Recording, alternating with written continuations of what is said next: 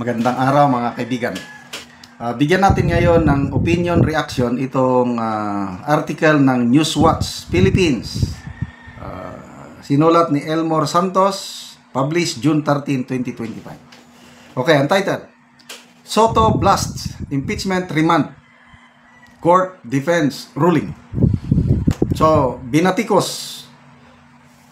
ni Senator-elect Soto ang magiging kasamahan niya sa 28th Congress.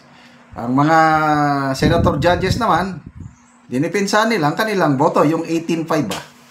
So, hindi nagustuhan ni Senator-elect Soto yung ibinalik yung impeachment complaint. So, mamaya, i-discuss natin ano yung with this mainit na batuhan ng akusasyon. May pag-asa pa bang maging Senate President si Tito Soto sa 28th Congress? In a strongly worded rebuke, Senator-elect Tito Soto criticized senator judges for what he described as a flawed decision to remand the impeachment articles against Vice President Sara Duterte, urging them to revisit the rules to avoid future mistakes. Ito ang sabi niyo: the Senate court's decision is flawed. Mali. A senator judge cannot file a motion.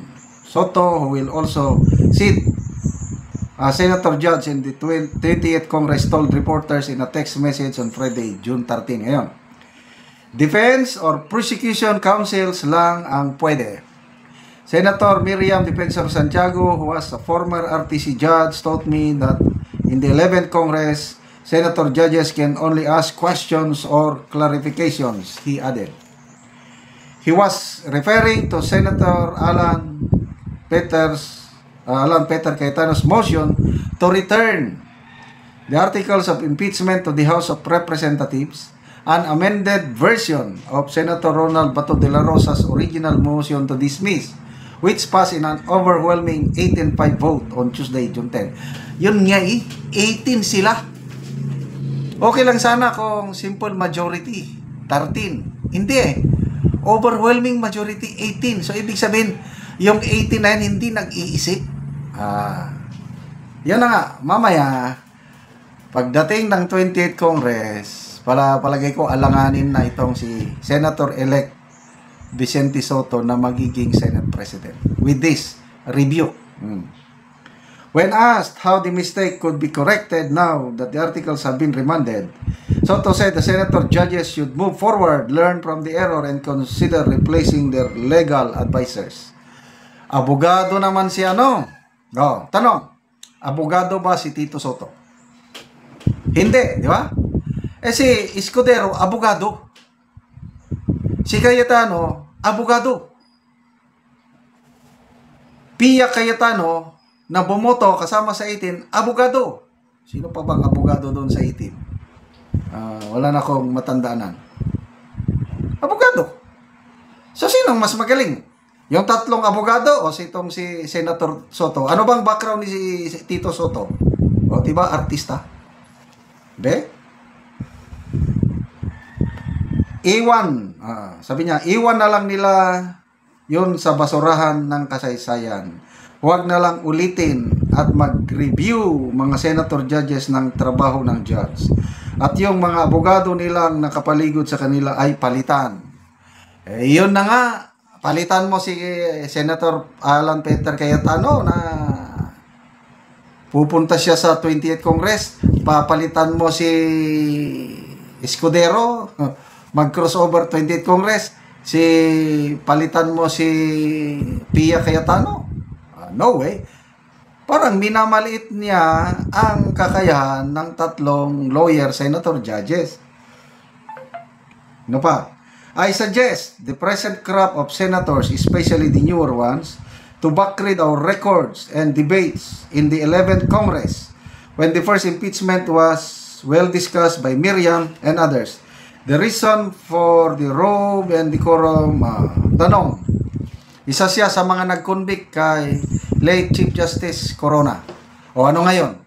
Tama ba yung kanyang boto na yung Yung accusation nila kay late Chief Justice Corona, pinawalang sala siya ng anong korte? Sandigan Bayan. Oh, yun ba ang ipinagmamalaking records nila sa 11th Congress?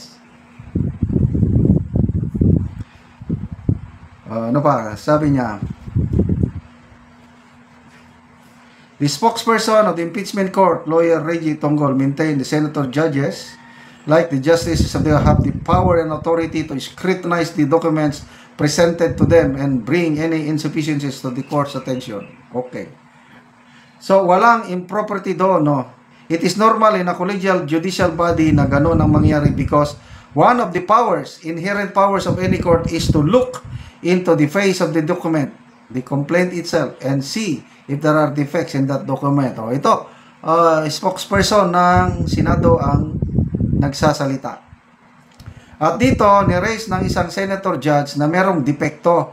Maaring merong depekto at sabi ng korte, tingnan natin, hingin natin sa kanila para makomply nila kung ano man yung sinasabi mong depekto at kung makakomply ang mga yun. Yun.